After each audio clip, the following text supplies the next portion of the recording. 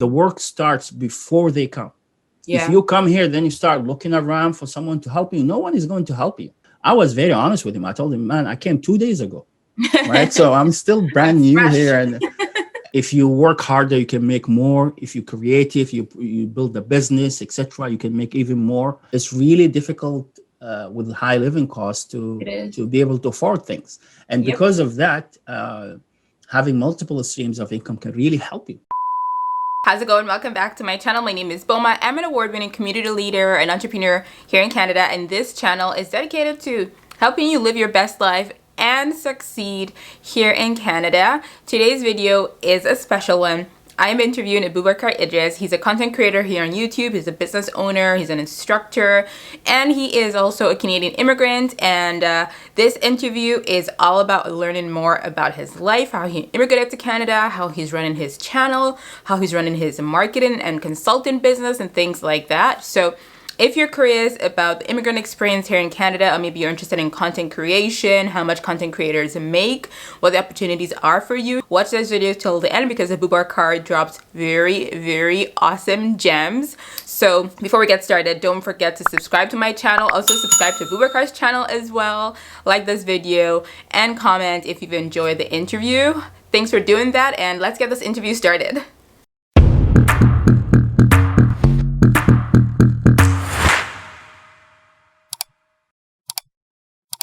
Hi, Aboubakar. Thanks so much for joining me on my channel today. How are you doing? I'm good. I'm good. Thank you for having me. Thank you.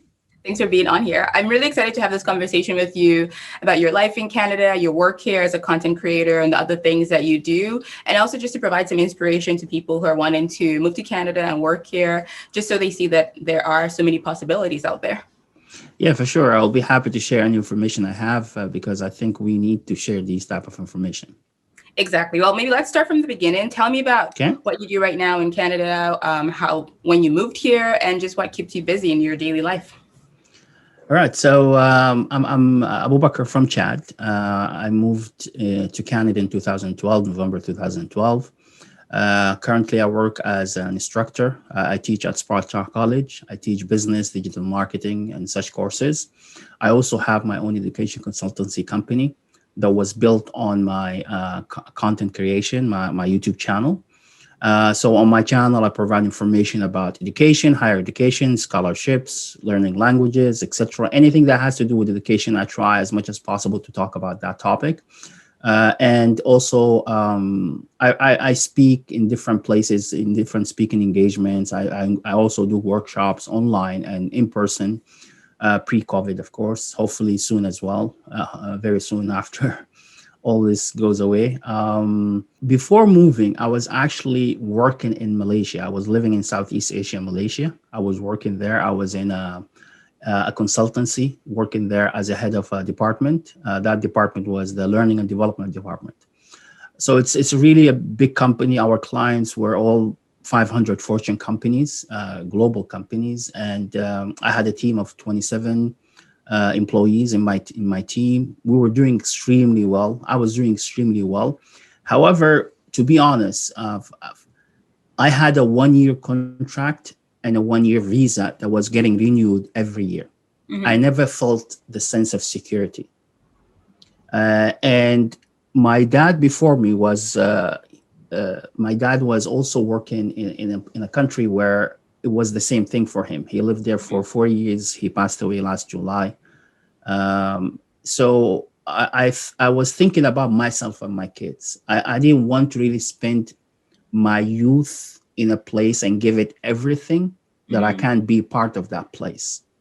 Because if you can't be part of a place, I really think it's extremely bad idea to spend your youth and all your effort building, helping that place. Yeah, you're an employee, you're getting paid, you're giving a salary, but you're also giving them your brain, you're giving them your skills, you're giving them your abilities.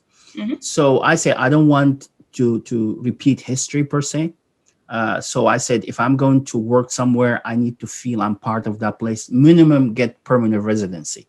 So at least I can maybe buy a house or whatever. Yeah. My kids can become citizens of that place if they want to. Mm-hmm. So I decided I really need to migrate somewhere. So I thought about Australia. I thought about Canada. Mhm. I thought about many places. I made a short list. It was Singapore, Canada, or Malaysia, or Australia. Mm. I found the process that time for Australia to be a bit more difficult than Canada, just slightly. Mhm. But also through my research, I found that the Canadian society in general is more inclusive than the Australian society.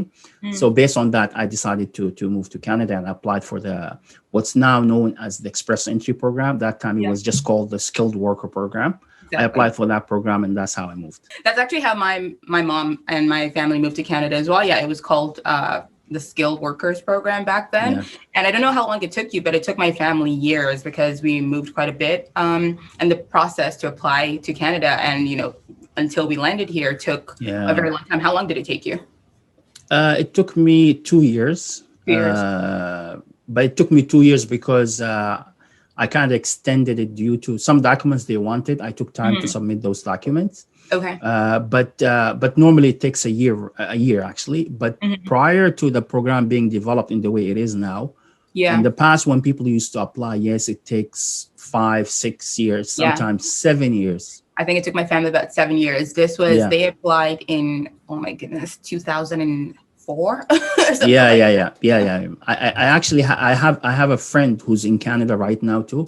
He was actually my boss in the company that I was working in. Mhm. He was my first boss in that company. He applied when we started working in that company. So we worked in the company for 7 years. So he Mhm. applied when we started. By the end of the seventh year, or at the start of the seventh year, I applied. Mm. He got his visa just maybe 5, 6 months before me, Mm. and he was waiting for 7 years for it, right? Yeah.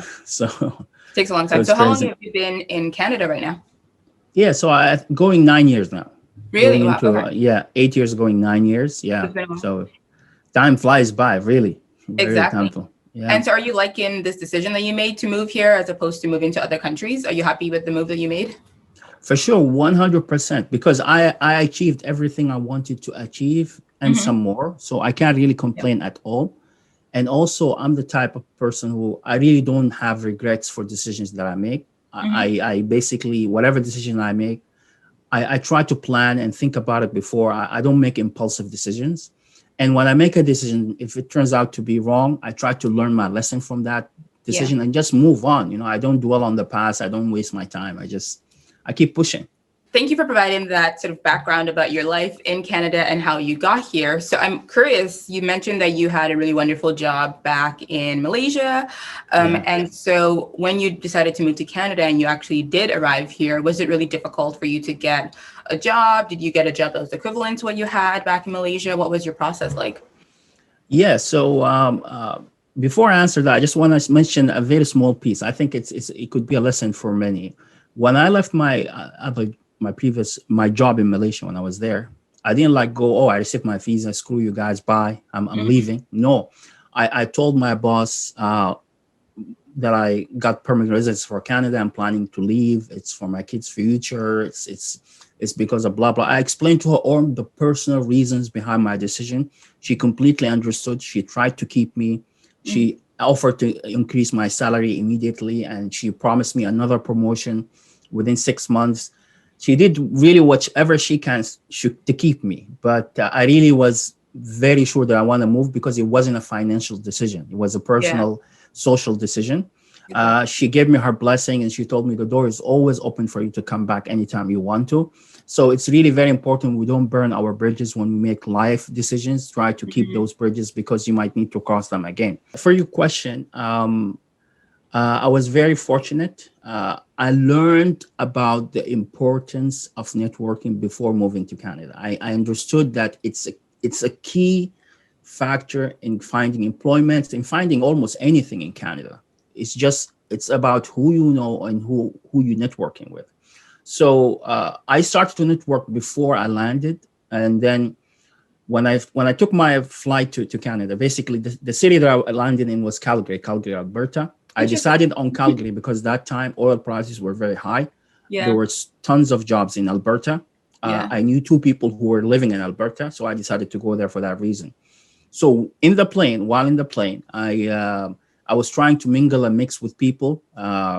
So I saw maybe 5 or 6 guys were talking at the end of the plane. They were drinking coffee and they were talking at the end of the plane. So I went there, I mixed with them, I said hi.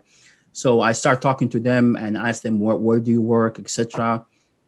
So one of them, he was also at that time a kind of newcomer. He was in Canada for only a year. So he told me he works at Shaw Cable at Shaw. My first degree is in telecom engineering. So I told him, yeah, I mean, how is the job how's the job prospect in Shaw? Any jobs opportunity? He said, yes, there is, but don't go directly to Shaw. Don't apply on Shaw's website. Go to Manpower. They are the recruiting company for Shaw. They're the ones who do all the back end stuff for them. So just go straight to them and apply there, and your chances will be better. So I landed on Friday. I went to my hotel, stayed there Saturday, Sunday. Monday morning, I went to Manpower's office, everything using Google Map, new city. I don't know anyone there. It took me a long time to find the right train station. So I went to Manpower. I walked in with my resume and all suited and booted, right? So I went to them and I said, I heard you have job, you have few vacancies. I'm really interested to apply. I have my resume with me here. She asked me to wait. She called someone came down, took me to a meeting room. She interviewed me. She took my resume and said, okay, we will call you back. I went back to my hotel. My wife was there waiting for me. So she told me, how was it? I said, well, it went well. And they told me they will call you back. She said, well, normally when they say we'll call you back, they never do. She didn't finish her phrase until my phone started ringing. So I picked the phone up. It was the same lady who interviewed me. I remember her very well. Her name is Vanessa. She said, okay, you passed the first interview. The second interview is on Thursday. Be at this address, blah, blah, blah, blah. Do you know it? I said, no, I just came. I don't know anywhere. She started describing the place to me. And I was looking from the window, the hotel window. And it was right there in front of me. No way. Shaw's office. I mean, if anyone watching this, if you're in Calgary or from Calgary, you know Shaw's main office is on Barlow Street. So I was staying at the Super 8 hotel on Barlow Street. So it was just right there in front of me. Wow. So that was a good omen, honestly. So I felt very positive. So I went to the interview. The guy who interviewed me, the manager who interviewed me, he's a son of an immigrant. So he kind of had some sympathy to his father's struggle when his father first came. So I was very honest with him. I told him, man, I came 2 days ago, right? So I'm still brand new here. And then when he knew that, actually, he completely sympathized with me. He was asking me about myself, about my life in general. He was telling me about his wedding, and then he told me, "Okay, don't worry, you got the job. Just go back, sort yourself, find an apartment, etc., etc." And I really did get the job. It wasn't the same level. It wasn't a head of a department. I wasn't looking for a head of. I wasn't looking even for a management job, to be honest. I was just looking for a job because I did not move again for financial reason. I was ready to start working in McDonald's, to be honest. That was my mindset. Okay. So that's how I got my first job. It was really a good opportunity. I was very happy, good salary, good benefits. I can't really complain.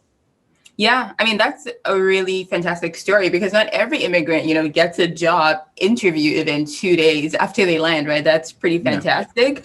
But I think you mentioned just doing a few key things, the importance of networking beforehand. And you mentioned also going with your resume. And that's something I've talked about on my channel before, that I find that immigrants sometimes don't know these things and don't really know how to tweak their resume to a Canadian format. So when an employer is looking at their resume, it's kind of hard to read, or it just doesn't make as much sense. Did you do any research about resumes and things like that? For sure. I actually spoke to as many people as I could. The building that I was working in Malaysia, even in the lift, I met a guy in the lift who turned out to be a Canadian Malaysian who just came back to Malaysia. So I took the opportunity to have lunch with him multiple times, ask him about the job market. I was really just like a sponge trying to get as much information as possible. Because to be honest, what I noticed, because I also volunteer with newcomers, I do a lot of stuff with them. What I noticed with most of them, they think the moment they come here, their problems are solved. Everything is set up and ready for them. Yeah. They don't understand that they need to really put in the work. They need to really do a lot to build themselves here. And the work starts before they come. If Yeah. you come here, then you start looking around for someone to help you. No one is going to help you. No one's That's going to true. hold your hand and say, come, darling, come, baby, with me. I will help. No one will do that. People True. will expect you to go to certain places, speak to people, try to learn, try to find out what works, get mentors, Yeah. and things. Then the ball will start to roll. But if you start before you come, you save a Mm-hmm. lot of time. You save really. One of my cousins who lives. Shout out to Yusuf. He lives in Hamilton. He told me before. He said the fact that you speak English, you already saved 3 years in Canada. That's true. Because when he That's first true. came, he didn't speak English, right? So some newcomers think, let's say the families of newcomers, they think, okay, they can come here and start learning English here. Mm, It's better than no. It starts from back home, because if you come here, start from zero. I work in the education industry. Many language schools in Canada don't have level zero. If you yeah. don't know English, they don't have a level for you. You need to learn Mm-hmm. by yourself, right? So Mm-hmm. yeah, I hope this really helps. Let's fast forward a few years later. Now you mentioned you work as an instructor, but I know you through your YouTube channel. So maybe Yeah. talk about how you went from working at Shaw to switching to working as an instructor and then pivoting into content creation. What did that process look like for you? My YouTube or the content creation part started before moving to Canada. Okay. I started a blog in 2005 talking about whatever I'm actually talking in YouTube about right now, talking about universities, scholarships, etc. Because many of my cousins, relatives, etc., were asking me about my journey, because my journey was really easy. So I was trying to help and so on. And then I realized if I write the blog, they can share it, more people can read, etc. So I started the blog in 2005, and then it progressed. Because in 2000 and I would say 9 or 10, I was trying to explain to them my journey in learning English, because it's not my first or second or even third language. So every African speaks at least 2 or 3 languages, right? So every time I try to write that journey, it just doesn't work. So I thought, let me make a video. So I made the video. I tried to upload it to my blog. It was too large. I said, okay, let me put it on YouTube and put the link on my blog. So I did that. I completely forgot about that video. And then years passed by, maybe a year or two. I made another video. Same thing. I completely forgot about that video. One day I was watching a video on YouTube, and then I said, hey, I have some videos on YouTube too. And I went to the video I made about learning English, and I realized that video had 50,000 views. And the channel that had the video on it had 7,000 subscribers. It was like, whoa, that's really, it really opened my eyes towards YouTube. But even that time, still, I didn't do anything on YouTube. I completely ignored it. I was very busy with my career, very busy with my work until 2015. That's actually when I started YouTube. Now, I started YouTube in 2015 because my wife and I, we had our second child, my daughter. She was born that year. So I took leave of work. And in Canada, that's one of the perks we get here in Canada, that you can get paternity or maternity leave. Me having worked all my life, just sitting home for 2, 3, 4 months, I started really get bored. So that time I said, okay, let me use this time and do stuff on YouTube and help people, because my objective always really was trying to help and provide content and value to people. I wasn't thinking of becoming a YouTuber or a content creator or etc. So that my journey started in 2005. So at that time, I was still working in Shaw. I was on my leave. So I started making videos. And then as I'm making videos, the channel was really growing very fast. So, and at the same time, when I left Malaysia, while working, I was also going to school. I was going to grad school. So I did my MBA, and then I started to do PhD while I was working. So the time I got my permanent residency, at that time, the same month actually was October of 2012. I submitted my PhD thesis for examination. And some universities, they really take time until they get back to you. So I left to Canada in 2012. By the time they set up a date for me to do the Viva examination, it was 2013. So in 2013, actually, I went back to Malaysia to do my thesis examination. I see. And after completing the passing the examination, I came back to Canada with my intention to find a job within the education sector because it's really what I have passion for. Got it. Even in my career working in learning and development, it falls under education as well. But I really wanted to shift into education because I realized that through my blog that I love that. So all these things were happening at the same time. I hope I'm not confusing anyone. Yeah, this makes sense. So when my channel started to grow, I already finished. I already done my thesis examination, etc. So I was looking for a job in education field. I applied to all the universities and the colleges in Alberta. I couldn't find a position, so I started applying outside Canada. I got a job in a college here in Victoria. That college is closed now, but it was called PGIC. So they offered me a job, and I moved. I moved from Calgary. The salary was less than what I was getting, way less actually. But again, my motive wasn't really financial. I wanted to build myself and career and my resume within the education industry in Canada. So I moved to Victoria for that reason. And I was working on my channel at the same time. My channel was really growing fast as well. By the time I hit 500,000 subscribers, or before 500,000, actually, when I was 350,000, as my channel is growing, as my influence within the education industry is growing, students start to come to me as an authority when it comes to these topics. What started to happen, universities, language schools, other education consultancies all noticed, and they also started to come to me for advice. So for example, you apply to Comosun and UVic, you get accepted by both. You ask me, yeah, Walker, I got accepted at UVic and Comosun. Which one do you think I should go to? I will tell you, go to UVic. They're higher in the global ranking. They're more recognized. Job prospects are way better. They have et cetera, et cetera. So you go to Comosun, you cancel your application, you go to UVic.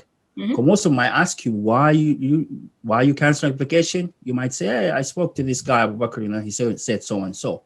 What started to happen, some universities, some schools were reaching out to me. So why you think the other university is better than us? Why you didn't advise the student to come to us? So I started giving them my reasons. What started to happen is that some of them were coming back to me and saying, okay, can you help us with those reasons? So that's where the education consultancy business started. So this started in 2017. I started to provide consulting here and there, and then I realized I have a business in my hand. So I started the company and I started to provide education consulting.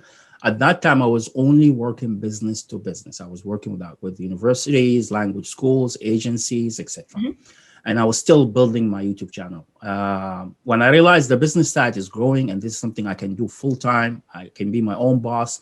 And at the same time, I realized that there is a ceiling for me in the education corporate world. If I really need to apply all my skills, I need to really carve my own path. I didn't really see a path for me in the corporate world, in the education sector. Is it because I'm an immigrant? Is it because I'm Black? Is it because I'm a Muslim? I think it's a combination of all these things. I'm positively sure if I was white, my prospects would be different. I'm sure of that. And I'm responsible for what I'm saying. Yeah. So I decided to carve my own way, as I always do. You don't open a door for me, I will make a door and I will go through it, right? So I decided to focus on the business and my YouTube channel, and I feel very blessed. Both grew. My channel is now at close to 600,000 subscribers, but the business side is growing. I have now 2 employees who work with me full time. They work remotely, but they work with me full time, and the team is growing. And so now we provide also university admission, and we work with education agencies, and we provide consultancy services for students, etc. So we have multiple really streams of services within our business. Thanks for providing all that really detailed information around, your path to content creation. So I know a lot of people watching this are going to be curious about the money. So I have to ask, I know obviously your YouTube channel, like you mentioned, is tied to your other business ventures as well. But what can a person who's interested in going into content creation expect to make, with 600,000 subscribers only, without even thinking of the business side of things, just based on AdSense revenue and maybe sponsorships and things like that? Well, here's the thing: the number of subscribers does not translate to money. So you could have 1 million subscribers, and you might be making $200 a month, because it's really what you do with that number. And that's why I try to organize workshops, try to explain to people the business side of social media and what's behind it. Because just by focusing, that's why we have so many starving content creators. That's why we have, like, if you Google, and this is a serious topic, if you Google YouTuber commits suicide, you will see a lot of names, big names with millions of followers, because life was very tough for them. Now, I'm not saying they committed that for money or anything like that. No, what I'm just saying is that it's really a tough business. So it's what you do with the number. If you know what to do, even if you have, let's start at 10,000. Let me give you an example. A friend of mine, she has a Facebook page with 7,000 followers on her page. Just selling one product to them, she made $150,000, right? Just from selling one product for them. No, it was 1 month, less than a month, actually. It was just she did a coaching package for them, and she sold it, I think, at $29.99 or something like that. And she made close to $150,000, right? So it's really what you do with the number you have. If you have 500,000 subscribers, you know what you're doing. I think you can make 100,000 a year without any problem. If you work harder, you can make more. If you're creative, you build a business, etc., you can make even more. There is no really limit to how much you can make if you know exactly what you're doing. At the same time, if you really put in the work, it's not really a walk in the park. You don't think you're gonna hit record, upload a video, and the views will start flowing and the checks will start flowing. That's not how it works.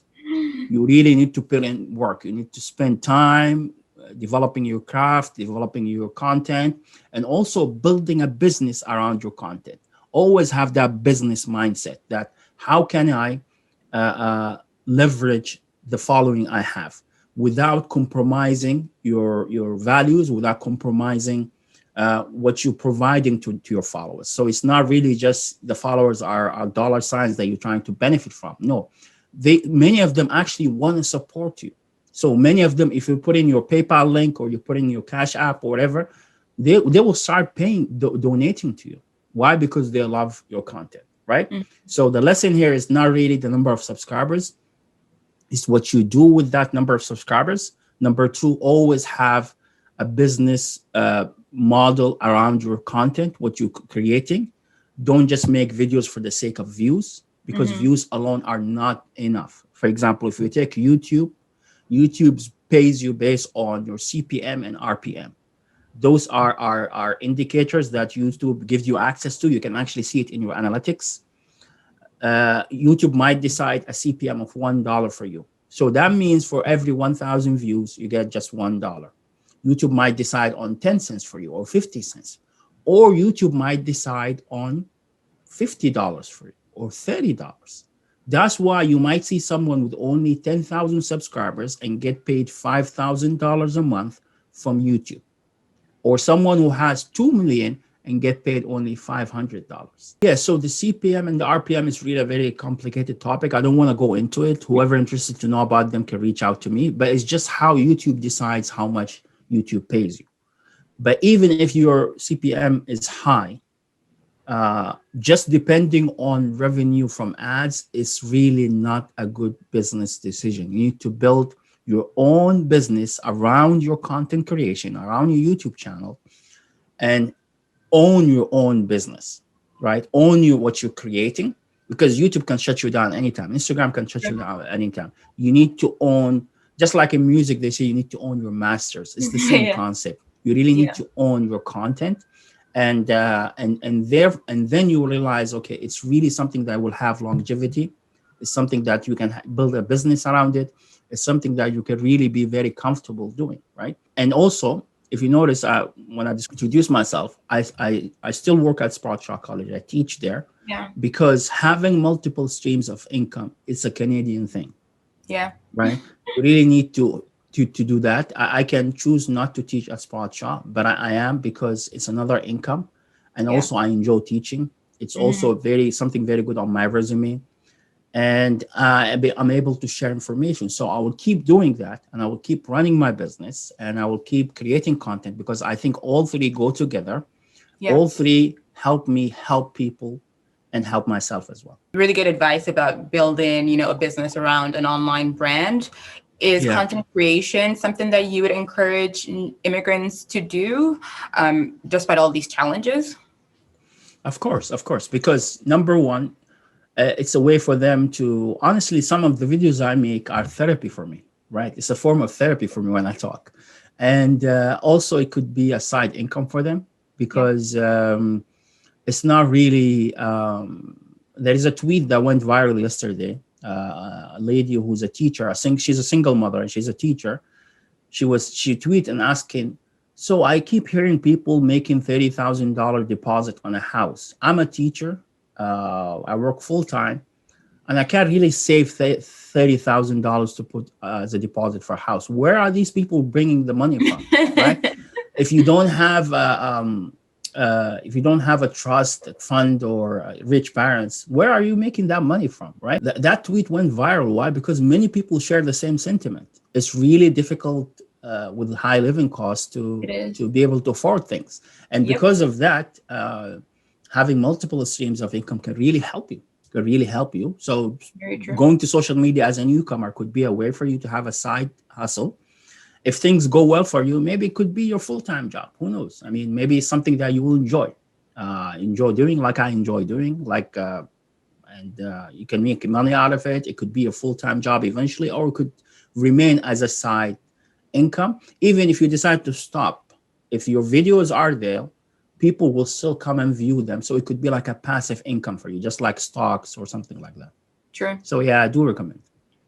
And so how do you manage your time? I'm curious about that because, you have YouTube, you have your business and your education consultancy, and you have Yeah. your job as an instructor. So for an immigrant, it's really tough. Like we know, as immigrants, when you're moving to Canada and you arrive here, you're trying to get a job, you're trying to get settled. It is a really Yeah. stressful time. So how would you encourage or suggest that immigrants manage their time if they're wanting to add on content creation to what they're doing right now? Yeah, that's actually a very good question. Now, if you enjoy doing something, time won't really. It's not something that you think about. You just enjoy it. You'll keep doing it. So if you decide to go into content creation, just make sure you're doing something you enjoy. Whether it's YouTube, whether it's Instagram, whether it's Twitter, etc. Do something that you enjoy. If you're doing it just for the money, you might have some issues with time. That's number one. Number two, what I do in terms of my consultancy and my content creation, they both go hand in hand. And because of that, when I'm doing for one, I'm doing for the other. For example, my business consultancy, my education consultancy, I never do any marketing for it. Like I spend $0 on marketing. Why? Because I'm using my social media reach to Exactly. promote my business consultancy. So 99% of my clients are people who already know me from my social media. So the credibility even is already there. The only thing that I need to block my time is whenever I have a teaching engagement, because our classes are 4 hours straight. So that's the only time where I need to block my time. And when I know I have some projects that I need to work on, I excuse myself that semester. Like, for example, right now as we speak, I'm not teaching this semester now. Okay. So I can afford to do that because my contract with the college is a part-time contract. So I can tell them I'm not available the next 2 months or the next 3 months, and then they will schedule me after that. So I'm very blessed that I have that relationship. Yeah. So yeah, so it is definitely tough to juggle all these things, but if you enjoy it, if it's something Possible. that as well you try to learn and grow Mhm. and teach yourself various things to make your life easier. For example, most of my recent videos are all live streaming. Why? Yeah. Because I have everything set up ready. I just turn the mic on, turn the camera on, and press record, record, or sorry, go live on my laptop, and I'm live. I don't need to prepare anything, right? Hmm. My green screen is ready, everything is ready, set up. So doing small things here and there can increase your productivity and make it possible for you to do multiple things. And again, I really think it's a Canadian thing to have multiple jobs. Whether it's good or True. bad, I don't know, but I'm enjoying it. And yeah, I encourage everyone to do that. Yeah, no, you raise really good points. And I talk about that on my channel quite a bit, that the cost of living, especially in a place like Victoria and in BC, but honestly, just in Canada in general, is so high that, a person just relying on one stream of income, you have to be a doctor to have a good life. And yeah, there are people, maybe not, I mean, that's kind of dramatic. You don't have to be a doctor, but I think for people who want to have, like that person you were talking about on Yeah, Twitter, who's like, how are people able to afford a down payment? yeah, yeah. Most people working a regular 9 to 5 cannot afford to save, 30, 40, 50, $60,000. So I definitely agree that for newcomers and immigrants, content Yeah. creation, why not? Yeah, if you want to live a very comfortable life, and you work a normal 9 to 5, you cannot afford a house in Canada, for Yeah. example. And whether you want to buy or not, but you cannot even afford a lot of other things like Yeah. vacations, etc., etc. Yeah. I'm not big on property, etc., but I really enjoy my traveling. I enjoy my vacations. I enjoy these things, right? So if you want to have those things, you really need to have multiple sources of income, or know how to save, which means you need to restrict yourself from a lot of things, because many things are expensive in Canada, like eating out, Yeah. stuff like that are very expensive. Yeah. Thanks so much for providing a lot of that information about content creation. It's something that people are increasingly becoming curious about because, YouTube, a lot of people are curious about starting a channel on YouTube, or even looking at other social media channels like Facebook and Instagram and things like that. So do you have any advice for newcomers or immigrants in general who want to get into content creation, or immigrants who are watching this who are moving to Canada and are curious about how to get settled in the country and get a good paying job on the internet or off the internet? So yeah, so let me start with the second part of your question, which is the job. I think the best advice I can give is to network, network, network. It's definitely something very, very important. You will know the things that you need to do, and network with as many people as possible, because as you network and you realize, you will meet different type of people, negative people and positive people. You might meet someone who will tell you you can't find job without Canadian experience, you can't find job without Canadian credentials. All that is BS, right? I found multiple jobs without Canadian experience, without Canadian credentials, right? With my own credentials that I brought with me from overseas, I didn't have any problem with that part. The only problem that I personally found is that I realized that with my experience, I hit like a glass ceiling. I could have maybe pushed harder, but why? While I have another path that I managed to carve for myself, right? So yeah, so network, network, network. As for the content creation, I strongly recommend it, but just make sure you do something you enjoy doing. If you enjoy fishing, yeah, do content creation around fishing. If you enjoy, um, you know, hair makeup discussions, yeah, make a content creation channel or Instagram account around that. If you enjoy the ocean, do something about that. Trust me, whatever you like, there are other people on the planet who like the same thing. And when you create content around that topic, you will really attract people. Like I met a lady the other day who enjoys wood burning. It's a form of art where Interesting. you get a, let's say, a hot piece of iron, for example, Hmm. and then you carve on the wood and Really? draw things. It's called wood burning. I'm Never not heard sure of if it. I'm describing it the right way, but yeah, it's a she made a channel and she has